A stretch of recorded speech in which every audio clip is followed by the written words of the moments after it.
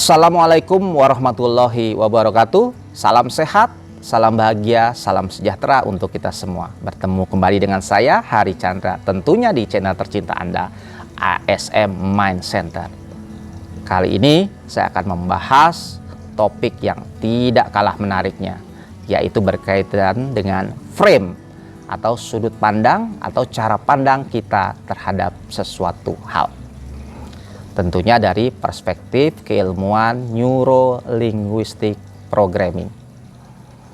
Jadi definisi frame secara Neuro-Linguistic Programming adalah sikap atau cara pandang seseorang dalam merespon dunia eksternal berdasarkan peta internalnya sesuai dengan sistem keyakinan, pengetahuan, dan pengalaman yang dimilikinya. Kalau kita berbicara tentang apa itu dunia eksternal, peta internal, atau realitas internal, mungkin sahabat-sahabat ASM Mind Center bisa melihat video saya sebelumnya yang khusus membahas tentang realitas eksternal dan realitas internal. Jadi kalau saya ingin memberikan contoh berkaitan dengan frame ini, saya akan membuat sebuah cerita. Cerita ini tidak nyata, cuma sebagai ilustrasi buat sahabat-sahabat ASM Mind Center mengerti apa itu frame. Jadi suatu saat ada pemimpin redaksi suatu majalah media terkemuka memanggil 4 orang wartawannya untuk meliput suatu berita berdasarkan dari spesifikasi majalahnya, berdasarkan materi-materi dari majalahnya. 4 wartawan itu dipanggil, pertama adalah wartawan musik, kemudian wartawan berkaitan dengan majalah family, kemudian majalah gosip, dan terakhir adalah majalah tentang supranatural. Ya. Keempat wartawan ini diberi tugas selama 2 minggu untuk meliput figur atau seorang artis ternama Indonesia, dalam hal ini adalah Ariel Noah, dari perspektif sudut pandang dari majalah mereka masing-masing. Jadi wartawan musik khusus membahas atau tentang musik dari sosok Ariel Noah. Family membahas kehidupan Ariel sebagai orang tua. Kemudian gosip, isu-isu gosip yang berkembang di sekeliling Ariel Noah. Dan terakhir adalah supranatural berkaitan dengan hal-hal mistis seorang Ariel Noah, disangkut pautkan di situ. Nah, setelah 2 minggu wartawan tersebut dikumpulkan kembali dan diminta oleh pemimpin redaksi media tersebut untuk mengumpulkan majalah tersebut.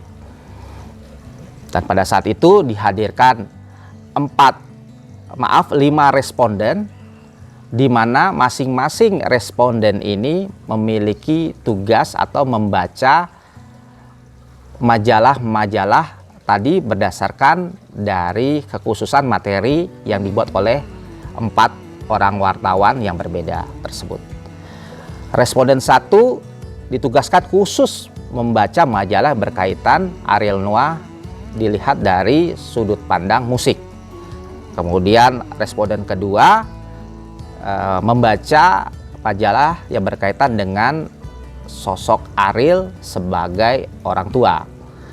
Kemudian responden ketiga membaca majalah berkaitan dengan gosip. Responden keempat membaca berkaitan dengan supranatural, majalah supranatural. Dan terakhir responden kelima membaca keseluruhan majalah ini, 4 majalah ini. Ketika kelima responden tersebut selesai membaca dari majalah tadi, diberilah satu pertanyaan yang sama terhadap kelima responden tersebut. Kemudian responden ke-1 ditanya, siapa sebetulnya sosok Ariel Noah ini? Ya, mungkin perlu saya jelaskan mundur sedikit bahwa responden tadi yang dipilih 5 orang tadi tersebut sama sekali belum mengenal figur seorang Ariel Noah. Jadi sudut pandang dia terhadap Ariel Noah masih 0 ya. Jadi responden 1 yang tadi ditugaskan untuk membaca majalah musik ditanya, bagaimana sosok Ariel Noah ini? Ariel Noah menurut saya adalah pemusik yang hebat, karya-karyanya bagus, aksi di panggungnya luar biasa, lirik-liriknya menyentuh hati. Pokoknya bagi saya sosok Ariel adalah pemusik hebat. Kemudian ditanyakan pertanyaan yang sama ke koresponden yang kedua. Menurut Anda siapa sosok Ariel Noah tadi? Karena dia membacanya khusus tentang Ariel sebagai figur ayah atau majalah Family. Ariel Noah menurut saya adalah ayah yang hebat. Walaupun dia sudah bercerai dengan istrinya, tapi dia mampu bertanggung jawab terhadap anaknya Alia secara baik. Memiliki waktu me time dengan anaknya khusus, jalan-jalan bersama, melakukan kegiatan sehari-hari bersama. Bagi saya, Ariel adalah orang tua yang hebat. Kemudian responden ketiga ditanya lagi berkaitan dengan siapa sih sosok Ariel Noah tadi. Karena dia hanya membaca khusus tentang gosip, wah Ariel Noah ini sih ganteng orangnya ya. Ya, cewek-cewek banyak idola dia. Wah, siapa sih cewek-cewek yang nggak mau dipacarin sama Ariel Noah? Siapa aja coba artis banyak yang sudah dipacari oleh Ariel Noah. Karena dia melihat dari hanya satu sisi di majalah gosip. Sedangkan responden keempat ditanya, sosok Ariel Noah nih seperti apa sih? Wah, sosok Ariel Noah secara supranatural ini dia, kenapa dia karismatik? Ternyata dia menggunakan susuk intan di matanya, di bibirnya, dan di balik rahangnya. Sehingga dia terlihat karismatik. Karena dia hanya membaca dari sisi supranatural. Walaupun sebetulnya kalau nyatanya, ya karena memang dia ganteng sih, good looking. Jadi tanpa pasak susuk pun ya memang sudah karismatik dan ganteng ya. Gitu ya. Dan yang responden terakhir, kelima, yang membaca keempat majalah tadi ditanya, menurut Anda sosok Ariel Noah itu seperti apa sih? Wah, kalau menurut saya sosok Ariel Noah dibalik tadi kekurangan dia sebagai manusia, ternyata dia adalah pemusik yang hebat. Karya-karyanya luar biasa, lagu-lagunya luar biasa. Selain itu, dia itu merupakan ayah yang peduli terhadap anaknya, bertanggung jawab terhadap anaknya, luar biasa. Nah, tadi kalau kita ambil benang merahnya, jadi ketika seseorang mendapatkan informasi lebih lengkap dengan perspektif yang lebih banyak, dia mampu memaknai suatu peristiwa lebih lengkap dan lebih melihat dari berbagai sisi. Sedangkan tadi responden 1 sampai 4, karena informasi yang didapat hanya satu hal, satu cara pandang, suatu realitas internal yang khusus hanya satu, sehingga cara pandang dia terhadap suatu peristiwa, terhadap sosok Ariel Noah ya berdasarkan apa yang dibaca.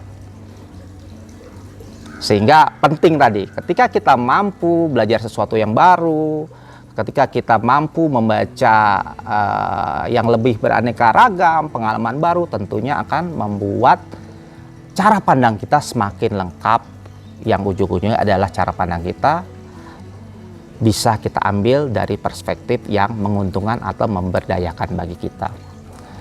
Kemudian kalau kita tarik dengan contoh kehidupan kita sehari-hari, misalnya saya berbicara tentang hubungan antara atasan dan bawahan di kantor, di mana kita tidak pernah bisa memilih atasan kita karena atasan kita sudah ditentukan oleh manajemen perusahaan.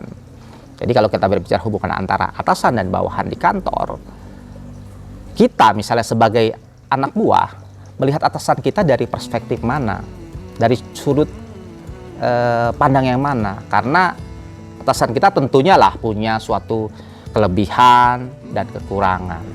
Artinya kalau kita lihat dari yang menurut kita kekurangan, wah kenapa sih dia jadi atasan kita? Wah karena dekat dengan bos gede. Karena dia pinter cari muka, ya kan? Nah, kalau kita perspektif cara pandang kita seperti itu, ya tentunya respon kita, cara bergaul terhadap kita terhadap atasan kita tentunya cenderung untuk tidak baik. Mungkin kita menganggap remeh dia, mungkin kita tidak menghormati dia sebagai atasan. Namun ketika kita bisa menaruh atau perspektif cara pandang kita berfokus terhadap kelebihan atasan kita, tentunya manajemen memilih atasan kita karena dia memiliki kelebihan, mungkin dari skillnya, mungkin dari kreativitasnya, mungkin dari leadership dia. Kalau kita melihatnya atasan kita dari sisi baik ya, cara pandang baiknya, misalnya skill dia, leadership dia, ya kan, kreativitas dia, tentunya kita dalam berkomunikasi melakukan hubungan atasan bawahan akan lebih baik karena kita bisa menghormatinya, kemudian satu arah tujuan dalam mencapai target-target perusahaan sehingga hubungan antara atasan akan berjalan dengan baik. Atau ketika kita geser cara pandang kita terhadap hubungan di keluarga atau khususnya hubungan antara suami istri, kadang seseorang suami itu melihat istri dari cara pandang atau sudut sisi pandang yang buruk aja, misalnya sering marah-marah ya gitu ya. Jadi kalau kita fokus terhadap marah-marahnya dari sudut pandang melihat istri marah-marahnya, ya kita akan kesel terus sama istri, ya kan, akhirnya hubungan tidak baik, cekcok terus setiap hari. Namun kalau kita bisa melihat dari sisi lain, perspektif lain, sudut pandang lain, cara pandang lain terhadap istri kita, terhadap kelebihannya, oh ternyata istri saya adalah istri yang bertanggung jawab, mampu mendidik anak dengan baik,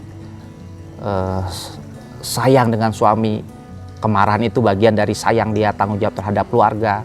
Tentunya emosi kita, respon kita akan baik juga terhadap pasangan atau istri kita. Atau sebaliknya, istri memandang suami, kenapa sih suami ini cuek ya, kayaknya suami-suami orang lain nggak gitu. Nah itu kan kadang-kadang istri sering seperti itu ya. Nah ketika seorang istri atau pasangan memandang suaminya dari perspektif cueknya, tentunya dia akan kesel. Waduh, ini suami nggak perhatian banget. Akhirnya respon kita terhadap suami ya tadi, merasa diacuhkan, merasa dicuekin, tidak dipedulikan, akhirnya cekcok juga. Tapi kalau istri bisa melihat suami dari perspektif kelebihannya, oh ternyata dia suami yang bekerja keras, berusaha mati-matian mencari uang demi membahagiakan keluarganya. Atau ternyata walaupun dia cuek, ternyata dia laki-laki yang setia, dia tidak selingkuh. Ya tentunya ketika kita melihat dari perspektif atau cara pandang kita terhadap pasangan suami kita, tentunya akan menghasilkan juga suatu emosi atau perilaku yang nantinya sinergi antara suami istri sehingga akan berjalan lebih baik. Jadi kalau saya ambil dari materi tadi, kesimpulannya adalah ketika kita ingin mempunyai makna, ketika kita ingin memaknai peristiwa dengan hal-hal yang baik atau hal-hal yang lebih komprehensif, kita dituntut untuk memperluas atau memberikan pengalaman-pengalaman baru, ilmu-ilmu baru, maupun bergaul dengan banyak orang baru dengan berbagai latar belakang. Karena ketika kita mampu memiliki pengalaman baru, ilmu baru, teman-teman baru, tentunya realitas internal kita, data-data dalam diri kita, keyakinan kita, value kita, pengetahuan kita akan semakin beragam. Sehingga ketika kita memandang sesuatu, menyikapi sesuatu, memaknai sesuatu peristiwa atau situasi, kita memiliki cara pandang yang lebih komprehensif atau lengkap.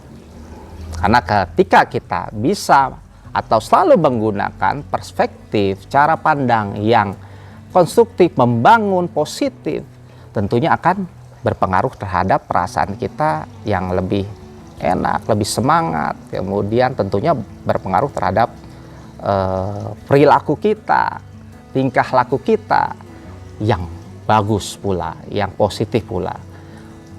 Tingkah laku, perilaku kita yang baik tentunya akan menghasilkan respon yang baik juga, respon feedback yang baik dari orang lain, sehingga hubungan kita antara sesama manusia akan lebih baik juga. Ketika hubungan baik tentunya akan menghasilkan suatu hasil-hasil yang baik, akan menghasilkan suatu hasil yang luar biasa, dan tentunya hasil yang baik luar biasa akan mendorong dari kesuksesan kita mencapai terhadap hal-hal yang kita inginkan.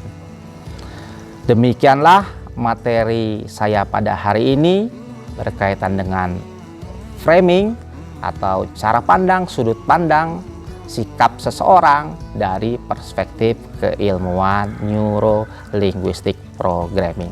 Semoga apa yang saya sampaikan bermanfaat. Jangan lupa untuk like, komen, share, dan tentunya subscribe untuk kemajuan channel ASM Mind Center. Dan untuk lebih maju lagi saya dalam membuat konten-konten yang bermanfaat dan tentunya lebih semangat lagi. Terima kasih, kurang lebih saya mohon maaf. Assalamualaikum warahmatullahi wabarakatuh.